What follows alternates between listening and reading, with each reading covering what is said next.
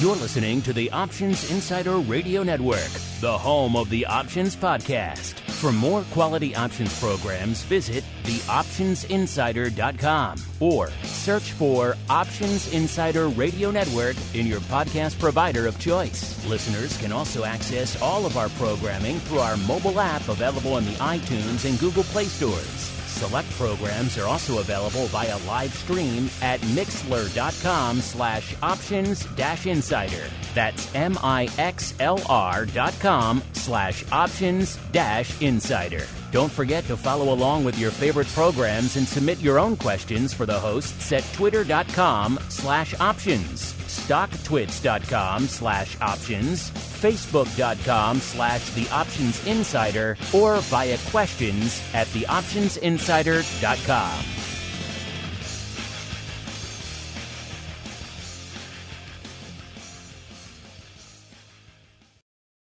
It is a dangerous world out there. Volatility is on the rise, and your clients' portfolios are under assault from a growing number of threats. Simple diversification is no longer enough to shield the assets under your protection. Registered investment advisors, financial planners, and asset managers need a new weapon in their war on risk. Welcome to the Advisor's Option, the program designed to arm busy advisors with the information necessary to properly manage risk in this volatile environment. From options education, trading strategies and tips, to industry news and interviews, you'll find it all on the Advisor's Option. The Advisor's Option is brought to you by the Options Industry Council. The OIC was created to educate investors and their financial advisors about the benefits and risks of exchange-traded equity options. For more information on how the OIC can help you implement options in your practice, please visit optionseducation.org. The Advisor's Option is also brought to you by Option Research and Technology Services. ORATS is your source for options backtesting. It's where you turn your ideas into results. Founded on the floor of the SIBO over 2 decades ago, ORATS is a full-service option research firm focused on helping you develop options strategies in line with your investment objectives. With a state-of-the-art backtesting platform, scanning, and implementation tools, ORATS offers end-to-end option strategy development, making the whole options trading process easier. For information about backtesting, scanning options data, including dividends and earnings, visit ORATS.com or email Matt Amberson at matt@orats.com. And now, it's time to learn how to implement options in your practice. It's time for the Advisor's Option. All right, everybody. That music means it is time once again for the Advisor's Option, the program here on the Options Insider Radio Network. For you, the busy financial advisor or asset manager, maybe you're just coming to grips with these options markets. And we know, you look at the numbers, there's a lot of new people entering this market all the time. Maybe you're looking for a little bit more information and education on these markets. Maybe you're a client and you're saying, what should my advisor be bringing to the table from a skill set and knowledge perspective when it comes to options? Either way, we've got you covered here on the Advisor's Option. My name is Mark Longo from theoptionsinsider.com, as well as, of course, from the ever-compelling network upon which so many of you are binging these days. Hey, we love it. We see the numbers every month this year, pretty much the hottest month in the history of the network, 15-plus year history, I might add. So that is certainly saying something. We welcome you all. If you're one of the many on-demand listeners, all we ask that you do keep rating and reviewing on whatever platform you get it on. These shows are literally available on just about every platform under the sun now. And so if you like what you hear, keep rating and reviewing. It clearly does help new people discover the content, and they are legion these days. And of course, if you want to go above and beyond the couple of shows that are coming at you a day, you want more in your life, you want exclusive Pro Q&A. Just got off the hot seat with Mr. Scott Nations, a great Pro Q&A about all things volatility. Check that one out. And of course, Options Oddities every Friday. You want live access to this and every other show that we record here on the network. You want access to the Pro podcast, giveaways, everything else. TheOptionsInsider.com/pro is the place to go to learn more about all that. And let's learn more about who's joining us on the show today. First, going out once again to the northeastern volatility mecca. No, we're not going all the way to Maine. We're going one state adjacent. We're going to stop off in New Hampshire. We are joined once again by Mr. Matt Amberson, the founder over there at ORATS, a.k.a. Options Research and Technology Services, a.k.a. the Oracle of New Hampshire himself. Joining us again on the program. Mr. Matt, welcome back to the Advisors Option Program, sir. It's beautiful out here. No better place to be for summer in New England by the ocean. And the markets are interesting. We got some great stuff for you today. Great questions. Ready to get at it, Mark. Let's do it. Sounds like the ORATS compound continues to expand as we speak, sir. I'm picturing a palatial fortress in my head now at this point. Is that somewhat close to the truth, sir? Yeah, I said, hey, we got a little bit of an intro, but then, the podcast starts. So they're used to it, but, they're trying to be quiet, but there's a lot going on here. Sounds like you're building quite the construction over there. Interesting stuff. And also joining us on the program today, he's been on before, but it has been a while. He is Michael Oyster, the Chief Investment Officer over there at Options Solutions. Michael, welcome back to the program, sir. Thank you, Mark. Thank you for having me. Good to be back. It's also a beautiful day in the Midwest here today. Getting into the late summer. Kids are going back to school, so it's a beautiful time. Great day to be alive. Yes. Yes, indeed. Well, Mike, like I said, you've been on before, but it has been a while. The last time you joined us was all the way back in April, late April of last year. So we were pretty much just starting to kick off the second leg of the meme stock explosion. We were kicking off this next gear of the rally in the market. So a lot has unfolded in the marketplace since then. We'll get to all of that in a second. But before we get there, obviously we have a lot of new listeners joining the network and indeed joining the program since your last appearance. So let's start there. Give us a quick overview of your background over there in the financial markets, as well as what it is you folks do at Option Solutions, sir. Yeah, thanks, Mark. I started in the options business in 1994, working with Bernie Schaefer, who certainly many of your listeners would be familiar with. Bernie's an absolute genius when it comes to options. I learned so much from him in the early days of my investing career. Then spent 19 years in the institutional world working for an organization called FEG Investment Advisors, working with institutional investors on a variety of different investment type solutions. I led the investment effort on multi-billion-dollar outsourced CIO solution that they offered. And then I've written 2 investment books, the more recent of which is called Success in a Low Return World, that came out in 2018. And then in 2019, we started forming Option Solutions. So Option Solutions, we're a specialized asset management firm. We've brought together a number of great options minds with incredible options pedigree to come together to form this organization. We work with clients on a variety of different ways to use options to unlock additional income from assets that they already hold, as well as in your promo at the beginning of the show mentioned, what we're working a lot on right now is hedging techniques, hedging risk away from downside with giving up a little bit of upside. And the other thing we're talking to a lot of clients about now too is this idea that you can get a multiple of the upside in the index or the markets and participate 1-for-1 on the downside. So using options in very creative ways, we're having a lot of fun. That's really what it's all about. Well, that's what this show is about as well. So let's get to it. Let's kick things off with the P&L statement. What the heck happened in the options markets since our last episode? Let's find out with the P&L statement. All right, everyone. Welcome to the P&L statement, the segment of the show that was born out of necessity, born out of the pandemic, because so many crazy things were unfolding in the market month after month that we really spent a lot of time at the top of every show just breaking them all down. So it seemed like it needed to be its own segment. Hence, the P&L statement was born. Michael, it's been a while since you've joined us here on the network. So usually this is the part of the show where we kind of talk about what's happened in between our recent episodes. But your last appearance dates back a ways. So we have a lot to unpack with you. Let's start there. Catch us up. Obviously, since April of last year, we've seen tremendous movements in the markets, tremendous movements in the volatility. The markets obviously shot north towards the end of the year, then shot back down again, and then recently started shooting back up again. We've seen volatility move commensurately with that. So catch us up What are your thoughts on the massive market developments we've seen since your last appearance leading into today's show, sir? Yeah, if we talked about everything that happened since the last time I was on, we wouldn't have much time left for sure. It'd be a 4-hour show, yes. Yeah, exactly. The biggest thing is that for the first time in really 40 years almost, we're seeing an environment where interest rates are no longer steadily declining. And in fact, they're starting to move up. And the repercussions of that moving through markets cannot be understated.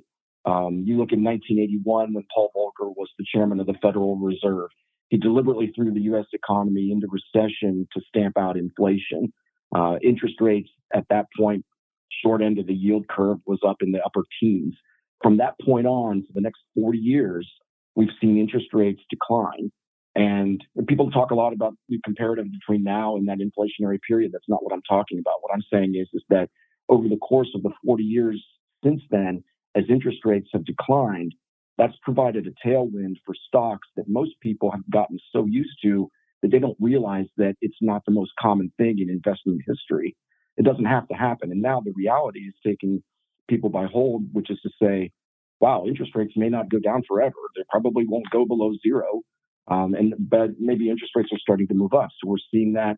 I know you want to talk about earnings. There's going to be continued revisions to the downside, particularly as it pertains to how companies operate in a higher interest rate regime. I think it puts pressure on stock prices going forward. Interesting. We'll unpack that a little bit more. Let's go out now to the palatial New Hampshire compound, where we are joined once again by Mr. Matt from ORAS. Mr. Matt, sir, a lot to unpack. A lot has happened since the last time you and I chatted on this show, including this, I think, fair to put it, somewhat remarkable rally that we're seeing out there right now. You were out there calling bottoms for a while. It seems like we got quite the rally on our hands. What are you feeling right now as we're kicking off the show, sir? What are your models telling you? Yeah, the construction crew's all gathered around for this segment. There we go. They're listening. They're listening now. No, I'm still, like, all our indicators are still in a bullish trend. I'm like Michael. There's a lot of problems in the market, including pressure on earnings. There's a lot of pressure on rates. The Fed is warning that they're going to raise, but the market is not really listening. So now I like how everyone says don't fight the Fed when the market's going up, and when the Fed says something bearish, then they fight the Fed. So I think they're going to be awoken to some sorry news when the Fed starts tightening. I do think it's politicized, so I think there's going to be some pressure on the Fed to get us to at least November to the midterms without totally destroying the market. But after that, all bets are off. But, everyone hates the market, but all my signals are just still saying, vols is drifting down. That's great for the market. The contango is still in a healthy position. Our forward volatilities that show when there's some duress in the market makers, they're still looking good. I mean, there's some kinks there. I really want to get short, but I'm not getting there yet. So it still looks pretty good, from a bullish and bearish statement. Of course, there's a bunch of other things going on that I'm looking forward to getting to. I heard you mention the meme stocks, so I'll bite my tongue until asked about it, though. Well, yeah, a lot to unpack there as well. I like how you put it, kinks. Yes, there are numerous kinks in this market. And you're right, people they don't fight the Fed, but unless the Fed is tightening and you don't like that and you want to just rally the market, then you could fight it all day, apparently, and everyone's on board with that one. So it has been pretty fascinating to watch. Michael, you mentioned kind of the clients who are coming to you right now. I'm kind of curious about that. You guys obviously are interacting with a lot of different people on a regular basis out there. What are you hearing from those clients right now? Are they coming to you in the middle of this rally now and saying, hey, we're really all in on this rally. The worries, the concerns are behind us. We want to go all in. We want bullish, super bullish strategies. Are they coming to you saying, we're a little bit skeptical right now, like Matt was just alluding to? We don't really want to go short yet, but maybe we want to lock in some of what we have with some protective strategies. What are you hearing from the broad cross-section of clients right now? Yeah, it's both. And I think that's an evidence of the fact that people just don't really know what's going to happen next. It's a brave new world where operating through right now. So yeah, we're getting a little bit of both. Some people say, well, I think like you, I don't think the stock market's going to go up 12 to 15% a year. If it only goes up 5, can you give me some multiple of that? And I'll take 1 for 1 on the downside. Some people are like that. Other people are saying, yeah, this is a dead cat bounce where, it's a bear trap, whatever you want to call it. And we're concerned that there's more downside to go. The other shoe is yet to drop. So can you protect? We'll accept another 5% down if you can protect us from -5 to -20, for example. And we're willing to give up some upside if you can do that. So yeah, we're hearing a lot of that. And then more than anything, I guess, than those two is just people are looking at continued trying to find ways of generating income on stocks that they already have.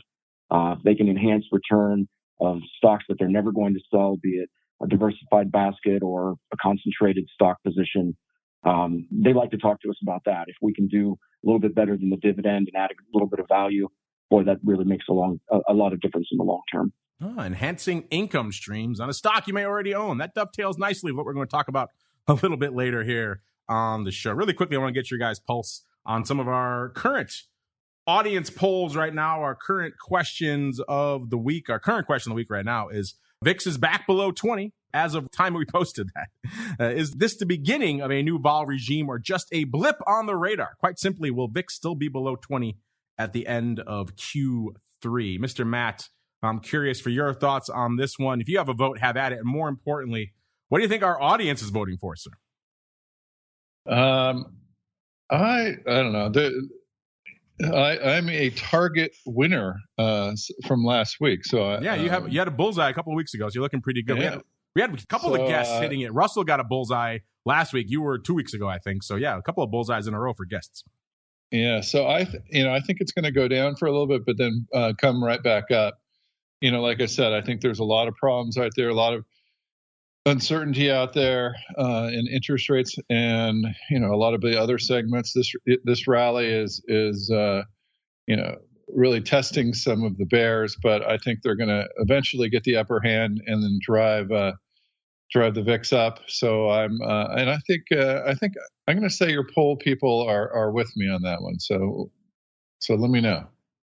Interesting. By the way, speaking of our polls, you mentioned the meme stocks. We did this question of the week last week. We asked our audience, we've seen an explosion of call options paper in GameStop, AMC, Vroom, all these names you've seen before, Be Big, which raises the question, is the meme stock frenzy back? And nearly 70%, 69.3% of you said yes, listeners. Only about 30.7% said no. Mr. Matz, you mentioned the meme stocks earlier. Does that surprise you that our audience thinks we're back, baby? We're back to the last time Michael joined us when it was just meme stock frenzy.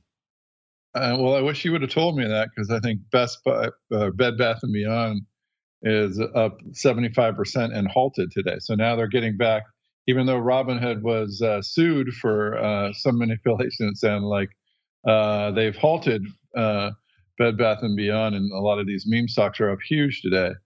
Now I got to go back to my favorite graph, Mark, looking at the Russell components and how the calls are versus the puts.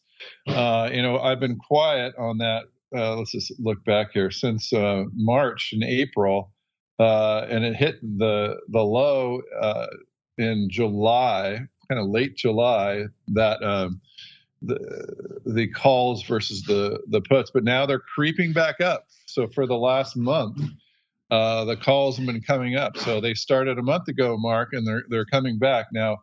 We're higher than let's see, 14 years of history, but we're not quite up to the 2021 November and the 2021 June levels, which got astronomically high. Usually the way out of the money calls are about 80% of the volatility of the puts.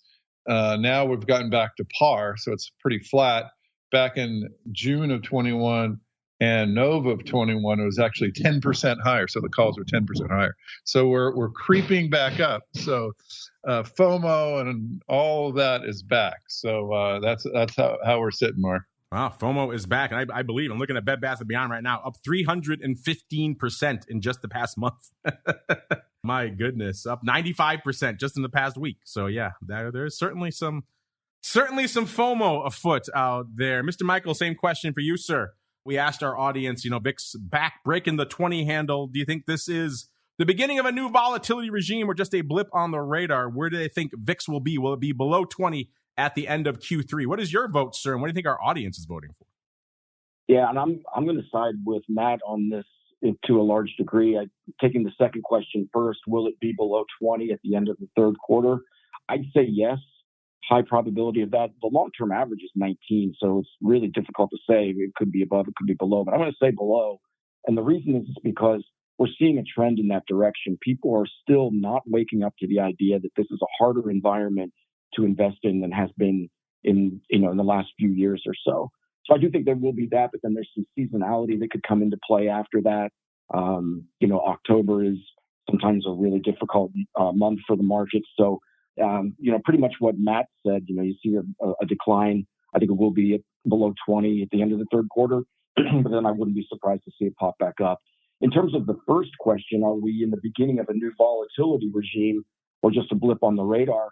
What I'm seeing is, and historically, Mark, this, there's about 5 to 7 year periods throughout history of the VIX where it tends to be in one regime or the other. You'll go for a long period of time with low volatility, and then you'll spend the next 5 years up and down, of course, but tending higher. I think from the beginning of 2022, we very well could see the makings of a new higher volatility regime.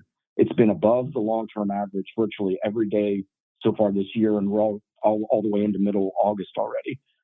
So I wouldn't be surprised if what we're seeing here is a short-term decline in volatility, only to be followed by a move back up above the long-term average of 19. Interesting. Let's see what our audience has to say on the issue. And right now, almost exactly 2/3, 66.7% of you are saying no. VIX is not going to be back below 20 at the end of Q3. Think we're going to be higher. 18.4% of you saying yes, and 14.9% choosing our third option of VIX is confusing. I can certainly understand that given what we're seeing out there right now. Meanwhile, though, we were just talking earlier about ways to increase the income on some equity positions you may already own. That sounds like a perfect time for an Options 101.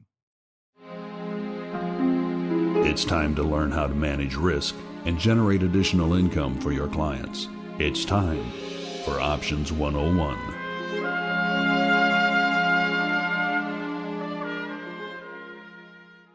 All right, everybody, welcome to Options 101, the portion of the show where we break down some options concept or technique or strategy, explain it in a little bit more detail, and explain how you can utilize it in your clients' portfolios. And today's edition covers a topic, a strategy we haven't really touched on the show in the past, which is saying something. The show has been running for some time, and it dovetails with that theme Michael was putting down earlier about ways to generate additional income from some equity positions you may already own. So, the go-to position for a lot of advisors to generate income, that is, of course, the covered call. I'll give you a quick example if you're one of our many new listeners, even though most of you are familiar with the covered call already. Everyone's favorite name, XYZ, trading at $100. Your client's longed 1,000 shares from 70, so he's doing pretty good. He's pretty happy right now. But you, as the advisor, believes the stock's going to languish around $100 for the next couple of months. Just going to sit around. What can you do to maybe juice up your returns in the meantime? Your client decides they're comfortable selling the stock at 110, so you come out, you sell a 1-month call at the 110 strike, and you get $1 for it in our example. So a pretty nice chunk of change out there. So obviously you're doing 1,000 shares, you're doing 10 contracts, you collect $1,000 for this trade. Nice little chunk of change. And you agree, obviously, to sell that stock at 110 if it goes off. So you collected $1. So your effective sale price if the stock does rally is 111. So intriguing stuff out there. You're all familiar with that strategy. I won't belabor it here on the show. If you're not, again, go back into the archives. We've discussed covered calls many times, including most recently on Michael's last appearance on the show. They do kind of specialize in covered calls over there at Option Solutions. But now, what if we go above and beyond that? What if we want to add more income? That $1 is not enough. It's not floating your boat. It's not getting your clients excited. What if we want to upgrade to a new position has many different names. For this show, we're going to call it the covered. I put covered in air quotes. You'll see why in a second. Covered combo, covered strangle is another way for it. So you've already heard one leg of this. You sell the covered call. That's the covered part of it. That's really the only covered part of this. That's why I put covered in air quotes for this new position, because now we're going to add on to that. Let's say, same scenario, your client is long the stock, but maybe he doesn't mind buying a little more if it dips a little bit. If it dips back down to, let's say, 90, he doesn't mind adding a little bit more, actually, to his position. So in this scenario, in addition to selling the covered call at 110 for $1, you're now going to turn around and also sell a short put. And this is going to be a cash secured put because you're going to put aside the money to buy the stock, but you're going to sell a 1 month put on the 90 strike. In this case, you also get $1. Let's make the math nice and easy. But in this case, your client doesn't want to double his position, so you only sell 5 contracts, I should say. So you're going to buy 500 additional shares if the stock does drop there. So in this case, you collect an additional $500 to do this trade. Now, why would you do this? Well, the benefit is obvious. You're collecting more income. You've made 50% more income for not doing a heck of a lot more for this trade. The downside, of course, you have more risk. It's covered, but really only covered in one direction, which is to the upside. If the stock rallies, your stock will get called away. To the downside, on that 90 strike, you will be buying more stock. So that's something you have to discuss with your client and decide if they are comfortable doing that. And that will, of course, dictate the strike where you sell that put at as well. You have to find a level where they are comfortable acquiring more stock.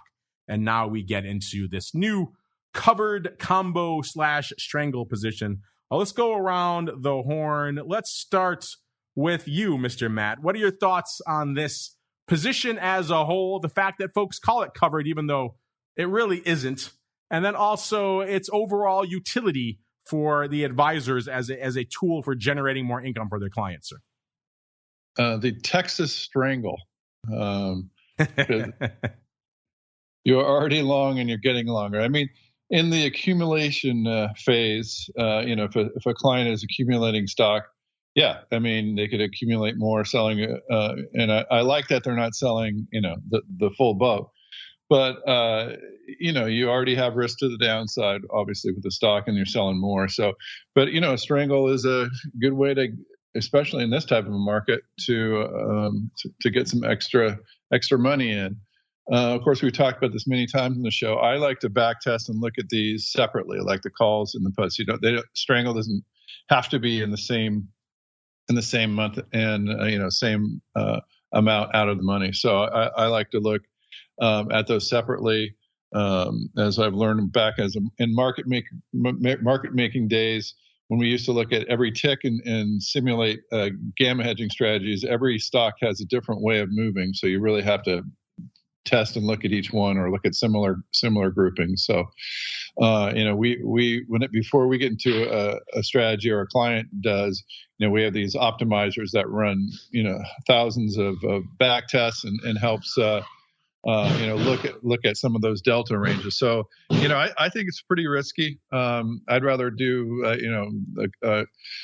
call spreads and put spreads, but some people are the people that are making a lot of money are taking the most risk. But for my money, I like to have at least some protection in there.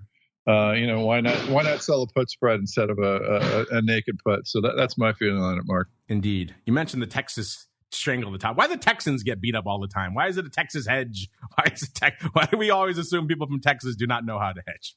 They want everything big. I guess they want everything go big or go home when it comes to Texas. Michael, same question for you. You kind of mentioned doing this earlier, not this exact strategy, but looking for ways to increase income for your clients on equity positions that they already own. What are your thoughts on this way to do it? The covered in air quotes combo / strangle / call it what you will. And then we'll get to maybe some other ideas in a minute. Yeah, sounds good. Mark, this is something that we do for clients, this exact strategy. And it's really interesting. There's a lot of things to like about it. You mentioned income, and certainly that's clearly a reason why you would do this. Looking at that in isolation, it's clear to see that income is a really good benefit of doing this. If you take the longer term view and you said, okay, what if I implemented this consistently and applied the same methodology for a period of time, then you also benefit from really good investment discipline of rebalancing. So not only, as you mentioned earlier, if your stock goes up, it'll get called away. That's selling high. And then when you're implementing this strategy, maybe you sell puts, for the first 4 or 5 months and they don't get assigned. suddenly the stock drops. If you like the stock, sure would like to buy more of it at that level. That's disciplined rebalancing as well. So that's an added benefit to the strategy that you can only see if you apply it consistently through time. And that's what we do, this exact thing for clients. When we sell puts, you didn't mention this in the strategy as you defined it, but we've got the cash set aside so the put is fully cash collateralized. It's not naked. And we're much more comfortable with that kind of a strategy, having the cash to the side. And then the final thing that I would say about this that I like a lot is that you mentioned you're only selling puts on half of the size. Well, let's play an example out. So let's say you like the stock, it goes down from 100 to 90, and you say, boy, maybe I don't want to buy it at this level. It looks like it's going down. You don't want to overthink it. That's how you implement the strategy in a disciplined way. But if you wanted to, you could theoretically buy back 5 contracts, buy back 5 puts, and then sell 10.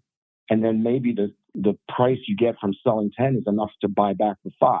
And now you've lowered your strike and you've made your effective purchase price that much more attractive on a stock that you already like. So there's a lot of flexibility that can come from the strategy. I like it a lot. I think the way you laid it out is really interesting.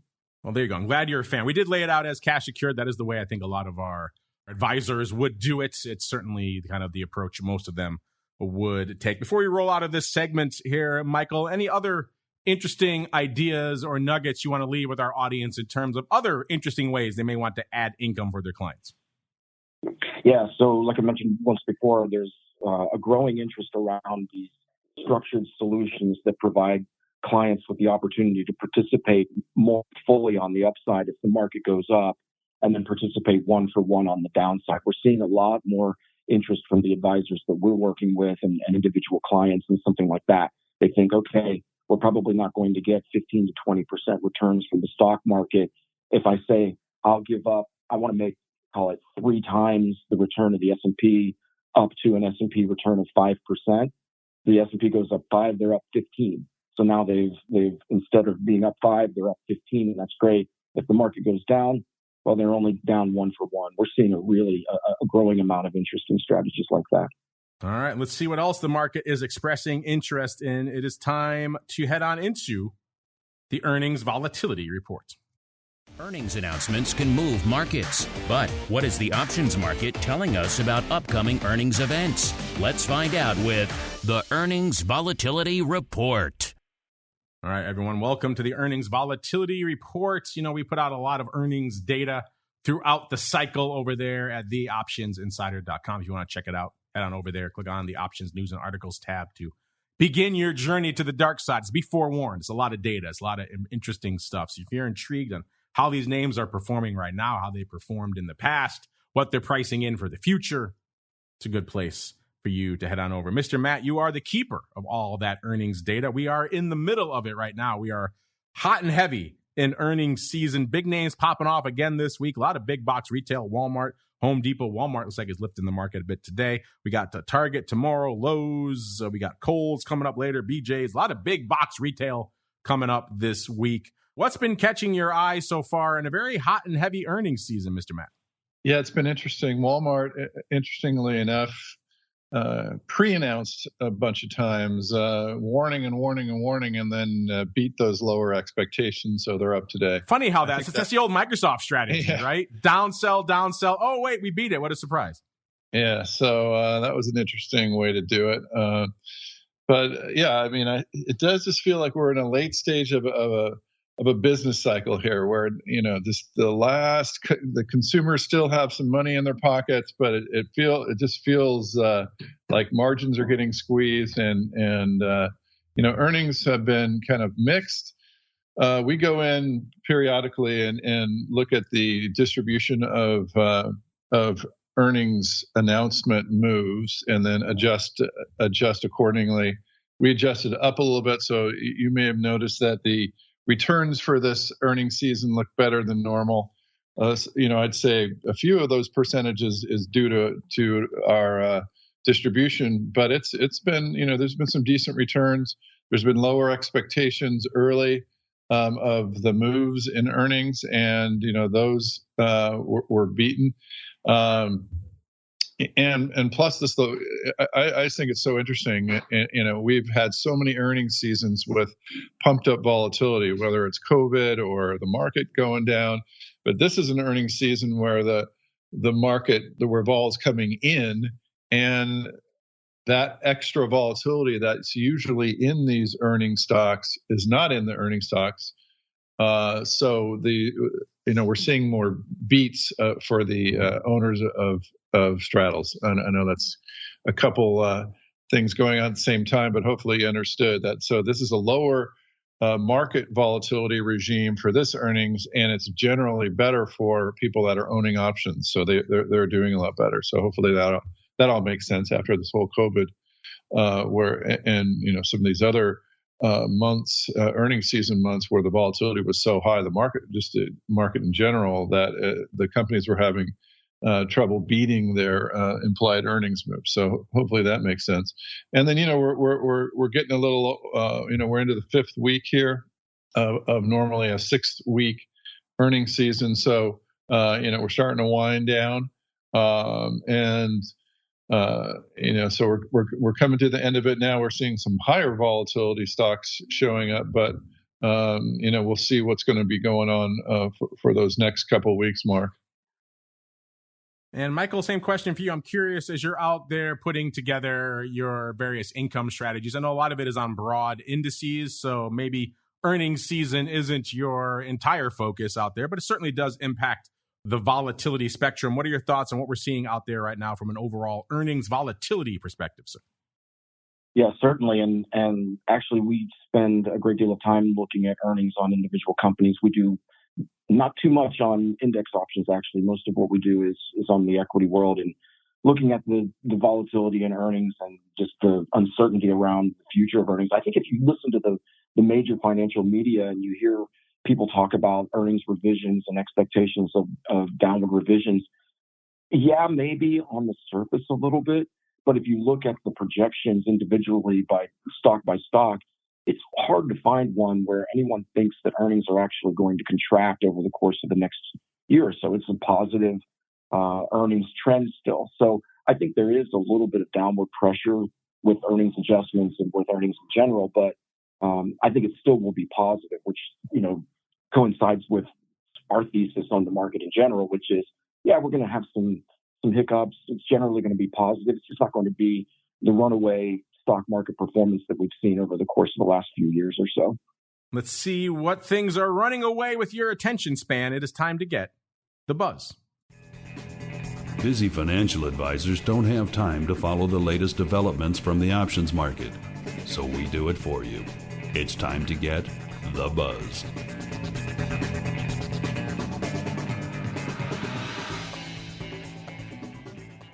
All right, everybody, welcome to The Buzz, the portion of the show where we break down some of the interesting stories that may have slipped under your radar from the world of options while you're busy managing your clients' accounts. And we get it. It's a busy time right now, so you should be focusing on that. Let us focus on the news for you out here. And the big story that's really been top of mind for a lot of people in the option space pretty much since the pandemic began, and certainly continuing into this year, is can this options explosion, tsunami, this retail revolution, call it what you will, can it continue from a volume perspective? And so far this year, the answer has been yes. I mean, at the end of last year, we were close to 10 billion contracts traded in the U.S. here. That was a record by just about any metric you can look at, blowing the doors off the previous year, 2020, which was also a record, around 7.5 billion, I believe. Somewhere in that range. So everyone thought coming into this year, can this party possibly continue? People are ostensibly supposed to go back to work. They can't trade all day anymore. Hopefully the pandemic will somewhat be receding. We're still seeing new variants all the time, but hopefully things will open up a little bit again, and maybe that will have a negative impact on overall options volume. Yet so far through this year, the numbers have been pretty robust. We now have the numbers, of course, for July, the most recent data that we have from our friends over there at the Options Clearing Corporation, aka the folks who take the other side of all your trades. And July might be the first chink in the armor there, even though they were clever over there at OCC. They kind of buried that lead. The headline they put out is average daily volume for July up 3.6% year over year. And that is true, and that is very important. But if you dig a little bit deeper, into the numbers, you'll see that total volume for July was 742 million contracts, actually down 6.6% compared to July of 2021. Now, July of 2021, no slouch. Obviously, it was still very much meme stock 2.0 time, so things were trading hot and heavy, fast and furious. So it's a rough thing to compare to, but still, year over year, we have managed to beat most of those months for 2021 until July. So interesting, kind of a mixed message coming out of the market in July. Overall volume down, yet average daily volume managing to remain strong. So again, kind of mixed signals. Mr. Matt, we'll start with you maybe. What are your thoughts on what we're seeing out there, kind of the mixed messages coming out of the options market from a volume perspective for July, sir?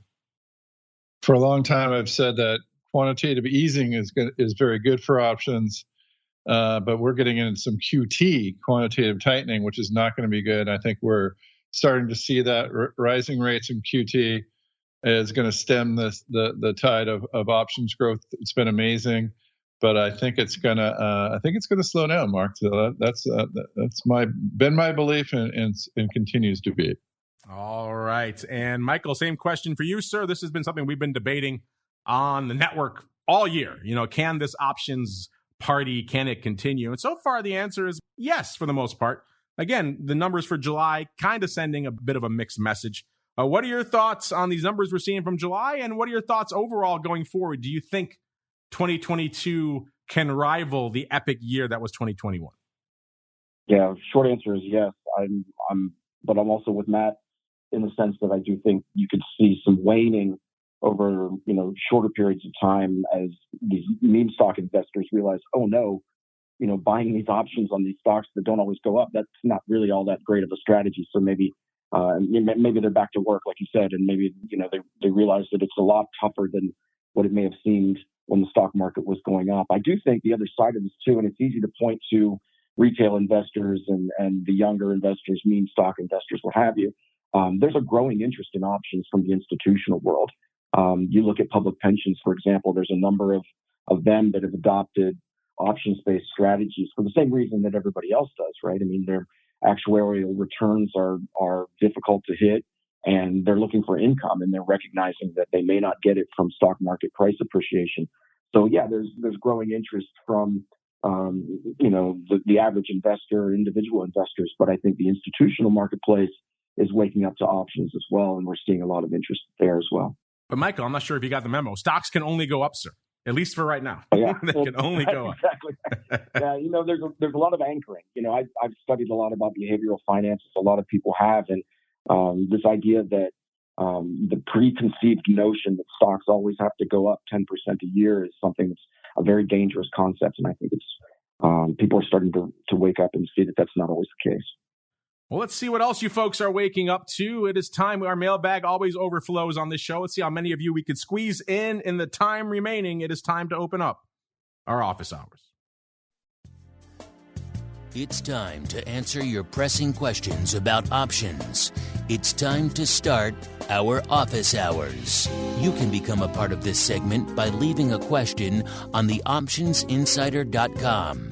Emailing us at questions@theoptionsinsider.com or via social media at twitter.com/options, facebook.com/theoptionsinsider, or stocktwits.com/optionsinsider. All right, everyone. Welcome to our office hours. This is where you folks take the reins, your questions, your comments, your insights. Many different areas you guys want to cover on the show today. We'll see how many we can get to. Let's start off with this question from Ray. Ray C. says, hello. Well, hello, Ray. Says, my question pertains to the inverse VIX product, ticker SVIX. Yes, we are familiar with that one, Ray. He says, it's a tough product for many investors to grasp. Also, this product category is littered with the wreckage of broken products that attempted this in the past. I like it. You're conjuring some good imagery for our listeners there, Ray. I appreciate that.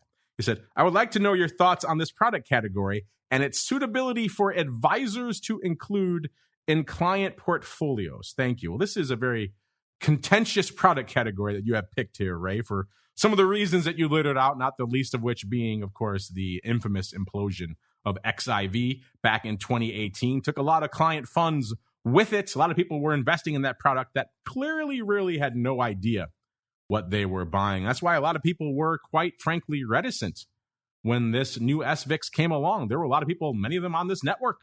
Go check out Options Playbook Radio. Brian's made his thoughts very clear on SVIX, that it should not exist. So there are many others like that in that camp. Very people who have been in this industry for a long time who think this product should not exist. It is too dangerous. Others who think it's a great thing. So I guess that's why we have a marketplace. People can express their views and their ideas, and they can trade it or not trade it here. But it is an interesting one, obviously very contentious. We've talked about it on the program in the past, but it's been a little bit. Let's go around the horn and get everyone's thoughts on this. You know, Michael, you haven't been on since this product was listed, so well before that. So obviously, let's catch up there. What are your thoughts overall on SVIX? Are you a fan? Are you not a fan? And then B, as Ray C puts it, what do you think about its suitability for advisors to include in client portfolios? Well, Mark, I agree with you that we have a marketplace and people can buy and sell whatever they want. But Ray, to answer your question, I wouldn't touch this thing with a 10-foot pole. I think it's not only dangerous in the sense that it's difficult to understand. The risks are masked by periods of performance when it looks like, and I'm not super familiar with this one individually, but I know the type. It will mask the risk by looking at past performance where it plods along and seems to do pretty well, and all of a sudden you wake up one morning and it's down some astronomical number. It's really dangerous. I don't think that it's suitable for investors unless you've got someone who is uber sophisticated and understands the risks and are willing to take them. Your average client, absolutely not, wouldn't touch it. Mr. Matt, I know you played around in your own accounts, dabbling in some options on SVIX. What are your thoughts, though, as Ray puts it, its suitability for advisors to include in client portfolios? Yeah, it's not very suitable. And I still harken back to some of my clients, smartest guys that I've seen in the space, and they know more about these. They know when they're trading. They know if they're getting front run or not. They know that they know the prospectus back and forth. There's such an inequity in the amount of information that you could know that I would definitely stay away from these. And you can put them out there, but I think they should come with a huge warning label, as we're saying here, that stay away from these unless you really know everything about them. You've read the prospectus and but then even if you have the prospectus, you don't know what the bank or the person that's put it together is going to do. So I'm with Michael on this one. Stay away from them, Mark. All right, let's keep on rolling. We have embarrassment of riches, many different topics: early assignment, taxes, volatility, crypto. Let's see. Let's go. I guess we'll do this one here from about early assignment from CZ Office. He or she wants to know, I've heard that the early assignment risk for option writers is the highest for at-the-money strikes. Is that true? Also, what if I write an option that is already in the money, maybe even deep in the money? How does that impact my chance of early assignment? Early assignment, it is funny how often people really fixate on that risk. It's not something that really usually comes into consideration that often. And when it does happen, usually it's a pretty good thing for you most times. Remember, listeners, there aren't many really good times to exercise an option early because you could always go and sell it in the marketplace and collect all that time value. So if you're exercising an option early, you are surrendering that. So on the flip side of that, you are getting a nice little bonus there. Of course, dividends are the time when it really kind of gums up the works a little bit. But outside of that, there really aren't many times that it makes sense. That said, let's go around the horn. Let's go to perhaps Michael first. Is this a concern you hear from a lot of your clients there? Are they concerned? Are they even aware of this notion of early assignment? And what do you have to say for Mr. or Mrs. CZ Office here, who is concerned about the various levels of early assignment risk as you move up and down the strike chart there, Michael? Yeah, I would say that to answer your first question, many of our clients are aware of early assignment risk, and from the standpoint of if it creates a painful tax event, then that's something they will try to avoid. My experience has been that in the money options are more likely to be assigned than at the money options, which is in contrast to what CZ Office was asking. The in-the-money options tend to get assigned more quickly when there's no premium left and the delta on the option approaches 1. And you alluded to the dividend as well. I think the day before the ex-dividend date, if the dividend is high and you're close to expiration, you will see, in many cases, early assignment that may not make sense from the standpoint of the options economics alone, but coupled with the dividends that they would receive after going ex-dividend the following day, does make it economically feasible for some people to do. So if you're concerned about early assignment risk, definitely keep an eye on when the stock goes ex-dividend, particularly if you've got an in-the-money call. All right. I think you hit that one pretty well. Let's see if we can squeeze in another one here. Let's go out to this one. Matt, this one is for you. This comes from Marcos. He says, hello, all. Love the program and enjoy the Oracle of New Hampshire's regular volatility breakdowns. Well, you came to the right show. Marcos says, I look forward to it every month. I think I have more of a theoretical question for the program. My favorite option strategy is the covered call. I've been learning more about volatility this year, and I'm intrigued by the idea of trading covered calls on VIX, given the tremendous call premium. Is this even possible?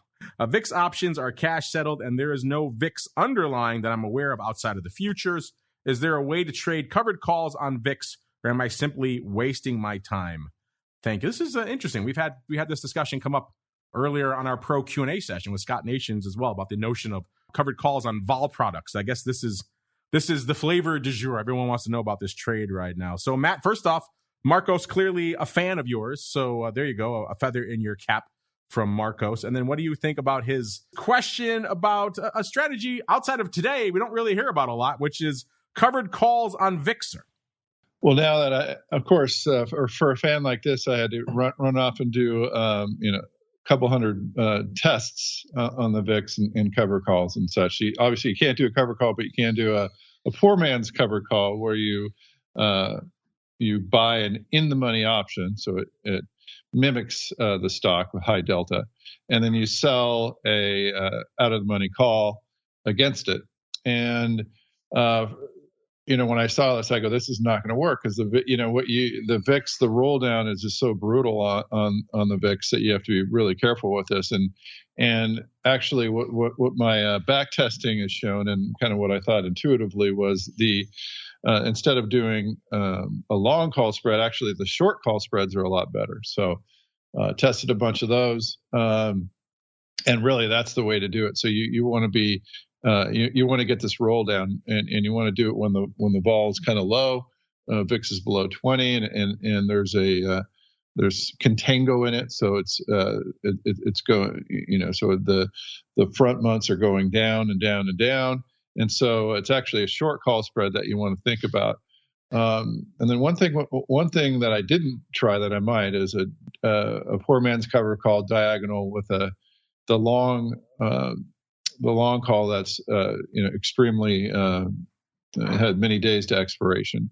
The problem is those days to expiration, those volatilities or the implied VIX future gets quite high, as we've seen, but they're actually pretty stable over time. So that might work, but I would stay away from this. Again, pretty heavily tested in the back test, and what I would consider more as a short call spread rather than a cover call more. Yeah, I like that a lot better too. Much less in terms of capital intensive. You don't have to own that meaty call and sell the other one against. It is intriguing that now that you bring it up, though, the notion of the what we call in the network the fig leaf, or the kind of synthetic covered call, going farther out with more of a stock or underlying substitution type play, a deep in the money call, and then using a nearer term covered call again. That'd be interesting to see the back testing on that. You're right. The longer term futures are extremely bid right now, which is something we could talk about in a future show as well. Market pricing in a lot of concern.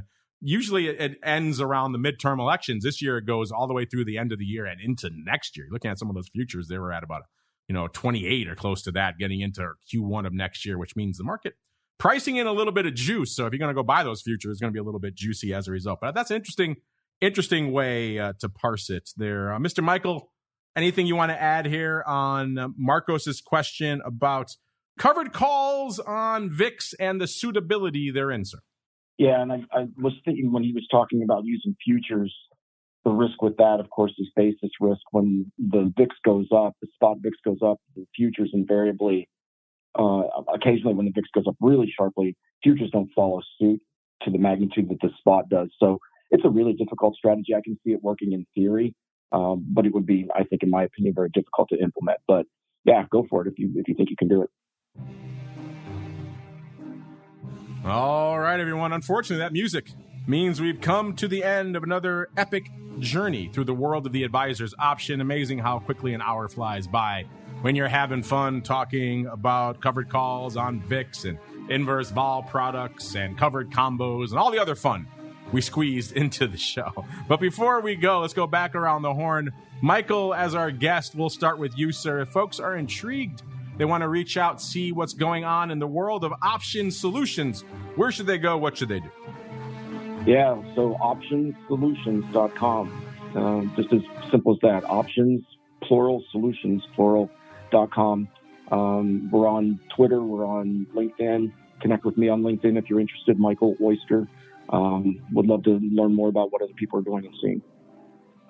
There you go. Optionssolutions.com, the place to go to learn more. Mr. Matt, if folks are intrigued, they want to run some back tests, they want to check out some earnings data, or maybe send you some crazy trades to back test, where should they go? What should they do?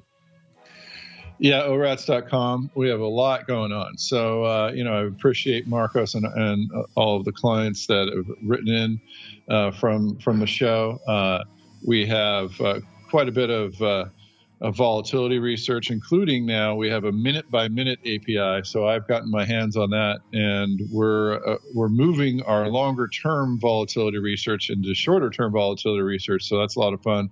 I've been testing that. It's an amazing database that we have now. Imagine you could just look and pick out any minute in time over the last 2 years and get the exact volatility and open interest or whatever. So it's a really killer application of our database API. So people should go to orats.com to check it out. And our dashboard product, people are really liking that. You can see payoff pictures of trades. You could scan for certain trades. So we have a lot going on. Of course, the back tester is there too, Mark. We've just given everyone more stuff to use. Check it out for yourselves. Orats.com, ORATS.com is the place to go. Give them a follow on Twitter while you're at it as well, at OptionRats, all one word. Easy handle to remember, Option Rats. And of course, you know where to go to learn more about everything going on with our friends over there at OIC. Optionseducation.org is the place to go. Click on that advisor tab if you want to see some interesting research and data and strategies that are specifically suitable for you folks in the financial advisor category. That's going to do it for us today on the advisor's options. Also going to do it for us today on our broadcast for the network. Of course, back again tomorrow. Like I said, not sure about the live status. We're going to be coming at you from the SIBO for Options Bootcamp tomorrow. Not sure exactly if we'll be able to stream it live. You will get it live to tape on the on-demand side. In any event, of course, Options Playbook Radio coming at you. And then throughout the rest of the week, your usual shows. And back again soon for another episode of The Advisor's Option. Stay safe out there, everybody. Advisor's Option is brought to you by the Options Industry Council. The OIC was created to educate investors and their financial advisors about the benefits and risks of exchange-traded equity options. For more information on how the OIC can help you implement options in your practice, please visit optionseducation.org. The Advisor's Option is also brought to you by Option Research and Technology Services.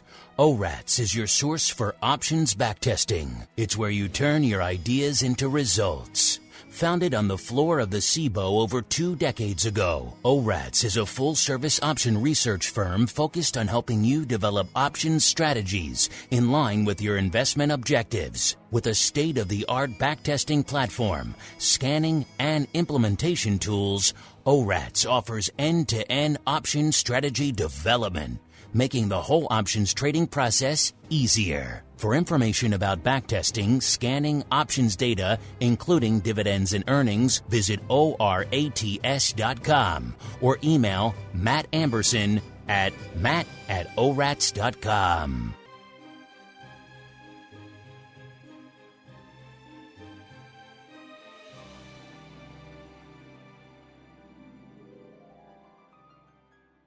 You're listening to the Options Insider Radio Network, the home of the Options Podcast. For more quality options programs, visit theoptionsinsider.com or search for Options Insider Radio Network in your podcast provider of choice. Listeners can also access all of our programming through our mobile app available in the iTunes and Google Play stores. Select programs are also available via live stream at mixlr.com/options-insider. That's mixlr.com/options-insider. Don't forget to follow along with your favorite programs and submit your own questions for the hosts at twitter.com/options, stocktwits.com/options, facebook.com/theoptionsinsider, or via questions@theoptionsinsider.com.